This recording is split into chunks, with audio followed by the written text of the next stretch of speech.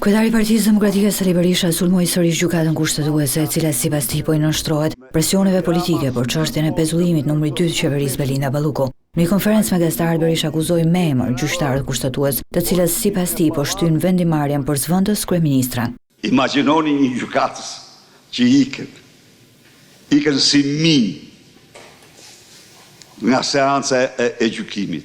Ikën sepse i shkon mesazhi me video dhe fotot e Olton Bistrit. Një turp njeri.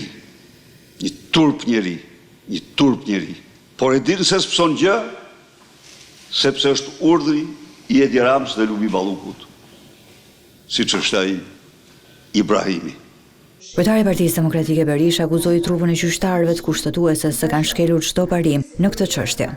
Pat shohun më turpshëm në historinë e drejtësisë shqiptare dhe botërore të gjykatës kushtetuese, se si njerëzit të vendosur nga kushtetuta në një nga pozicionet më të larta të shtetit, provojnë se janë të degraduar, të degjeruar në shkallë ekstreme në raport me ligjin dhe detyrën e tyre.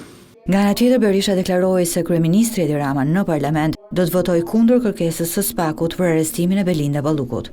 Edi Rama nuk do pranoj kurrë të heqë imunitetin e Lumi Ballukut. Dhe kjo vetëm sa i dorëzon në atë moment dhe imunitetin e tij.